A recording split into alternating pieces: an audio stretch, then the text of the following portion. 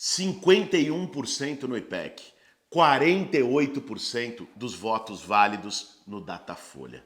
Falta muito pouco para o Lula liquidar essa fatura logo no primeiro turno e a gente acabar de vez com esse pesadelo. Mas quais são esses votos que faltam? E como a gente pode ajudar a eleger o Lula nessa reta final? Esse vai ser o tema de hoje do nosso Café com Bolos. Mas hoje o nosso Café com Bolos é especial, porque tem bolos de verdade e é bolo de rolo. É isso aí! Gente! Invadindo o Café com Bolos! Um bolinho de rolo direto de Pernambuco. É isso aí. Coisa sensacional. Que saudade de um bolo de rolo. Vamos comer junto. Isso é direto de Pernambuco mesmo, viu? Bolo de rolo. Não é aqueles bolos que o pessoal diz que é bolo de rolo e faz Rocambole. não. É. Como é que faz isso aqui? É com Várias camadas. várias camadas. Eu não sei de nada, só como. Com goiaba. Goiabada. Goiabada. Faz a camada fininha, joga a goiabada e vai enrolando. Outra camada. Porque o rocambole é mais grosso, né? Muito trabalhoso para fazer, né? É. Ó, e essas guerreiras aqui que invadiram o Café com Bolos e trouxeram esse bolo de rolo extraordinário são as juntas, codeputadas. Aqui do meu lado tá a Kátia, essa grande guerreira, a Jo, a Joelma. Essas mulheres têm feito um trabalho inédito e incrível na Assembleia Legislativa de Pernambuco. Já tem um mandato coletivo e agora estão para reeleição nessa caminhada. Você que é de Pernambuco e assiste o nosso Café com Bolos, não pode perder a oportunidade de manter essas lutadoras na Assembleia Legislativa do Estado. E em Pernambuco nós estamos indo para a reeleição para deputadas estaduais com o número 50-180. É isso aí, gente. Tem tempo para um cafezinho. Para fazer um bom café, meu bem. 1 milhão, 2 milhões de votos, para lá ou para cá, é o que vai definir se as eleições presidenciais vão acabar no primeiro turno ou se a gente ainda vai ter mais 30 dias de confronto, de acirramento, de uma eleição que o bolsonarismo tenta pautar pelo ódio. Mas vamos falar o português claro. O Bolsonaro gastou bilhões e bilhões de reais do orçamento público, do nosso dinheiro, para tentar influenciar o processo eleitoral. Foi o aumento do Auxílio Brasil, que só vai até dezembro, o Vale Gás, Vale Caminhoneiro, Vale Taxista, vale tudo. E mesmo assim, ele não cresceu praticamente nada desde o fim de agosto. Eles esperavam que tivesse um crescimento forte, que com a retomada da propaganda antipetista o Lula caísse, e nada disso aconteceu. Nós estamos há 2 semanas da eleição com chances reais de derrotar o Bolsonaro e de eleger o Lula logo agora, no 2 de outubro. O que vai definir essa eleição são os movimentos finais dos próximos 15 dias. E aí, a gente tem que levar em conta 3 fatores que vão ser decisivos. Em primeiro lugar, a abstenção. Em segundo lugar, o voto útil. E em terceiro, a mobilização e o engajamento da campanha na reta final. Em relação às abstenções, a gente tem que olhar que nas eleições anteriores, milhões e milhões de pessoas simplesmente não foram votar. Não foram votar porque estão desencantadas da política, porque não querem saber, porque não concordam com os candidatos, por qualquer motivo que seja. Nós temos um desafio nessa reta final de conversar com eleitores indecisos ou com eleitores que não estão querendo ir no dia para mostrar o que está em jogo. Essa não é uma eleição normal, é uma eleição de encruzilhada. A mais importante desde o fim da ditadura militar no nosso país. De um lado está a democracia, do outro lado está a barbárie. Então, buscar reduzir a abstenção. Mais de 31 milhões de brasileiros não foram às urnas neste domingo.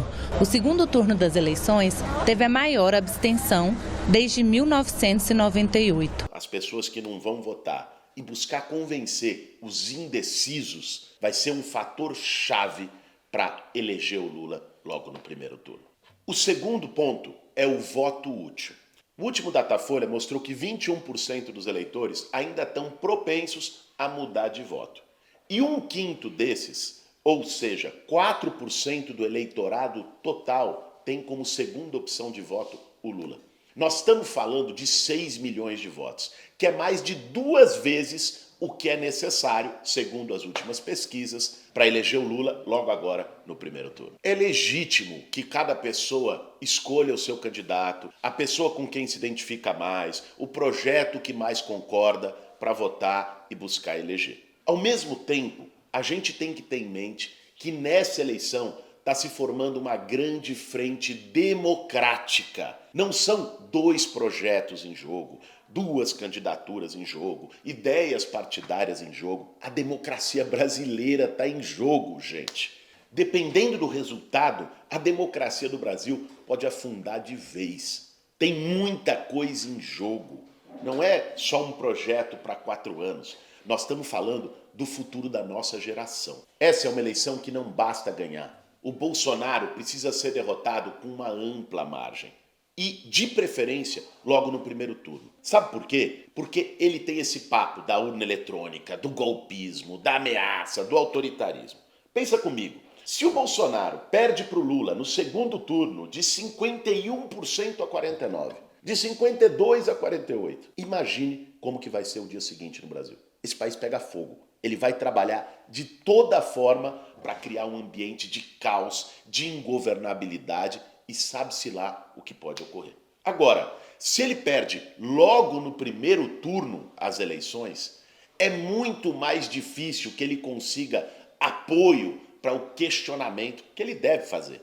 Ninguém consegue imaginar o Bolsonaro perdendo a eleição e falando: não, o jogo foi limpo, foi democrático, eu vou passar a faixa, não é? Vamos iniciar o governo de transição. Isso nem cabe na boca dele, ele é um autoritário por natureza. Ele vai questionar o processo eleitoral quando perder. A questão é se ele vai ter apoio de mais gente ou não. Se ele tentar questionar o processo no primeiro turno, ele vai ter que questionar a eleição de todos os deputados, de todos os senadores. E aí é muito mais difícil. Imagine um deputado bolsonarista, um Arthur Lira, que eventualmente, espero que não, mas pode se reeleger lá pela Lagoas. O Bolsonaro falar: foi tudo fraude. O Arthur Lira vai chegar para ele e falar: porra, mas se eu me eleger, eu vou dizer que foi fraude. Ou seja, se o Lula ganhar no primeiro turno, mesmo grupos bolsonaristas não vão ir no discursinho da urna eletrônica e da fraude eleitoral. Isso justifica o diálogo com eleitores que hoje estão propensos a votar em outros candidatos para que a gente possa, nessa frente democrática, resolver a fatura logo agora. E o terceiro e último fator é a nossa mobilização, o nosso engajamento. Gente, o jogo não está ganho. Essa eleição não vai ser decidida a frio. Vamos esperar o 2 de outubro, ficar em casa esperando, a gente vai lá e vota. Não é assim. Essa eleição vai ser decidida a quente. A gente precisa conversar com todo mundo que a gente possa para virar votos. Com o vizinho, com o parente, com o amigo, com o colega de trabalho, com o colega de estudo. Nós temos que dialogar com a sociedade para mostrar a gravidade e tudo que está em jogo nesse momento histórico. Aí é bom a gente lembrar o que aconteceu lá em 2018, no segundo turno, quando se fez a campanha do vira-voto. Foi uma coisa muito bonita. Todo mundo foi pra rua, né? Muita gente que não queria a vitória do Bolsonaro foi lá, montou banquinha na praça, foi no ponto de ônibus, foi na estação de trem, começou a conversar com os outros, nas redes sociais, em toda a parte. Isso virou votos. Ali, naquela eleição, não foi suficiente porque se fez isso só no último minuto, aos 48 do segundo tempo. Agora, nós já estamos fazendo isso todos os dias nas ruas. E quanto mais gente se envolver, mais chance tem de dar certo. Por isso, eu quero deixar esse convite, essa convocação para vocês que acompanham o Café com Bolos. Vamos virar voto. Eles querem intimidar a gente com esse clima de medo, de violência política. Nós não podemos ficar embaixo da cama, senão eles ganham por WO. Nós temos que estar na rua todos os dias, conversando com quem a gente puder. Quem não puder ir para a rua, conversa nas redes sociais, conversa no WhatsApp para a gente eleger o Lula no primeiro turno e eleger a maior bancada de esquerda da história desse país. Muitas dessas tarefas estão nas nossas mãos. E o que está em jogo é o nosso futuro. É o Brasil poder voltar a respirar a partir de 1º de janeiro. Esse foi mais um Café com Bolsa. Para fazer um bom café, meu bem.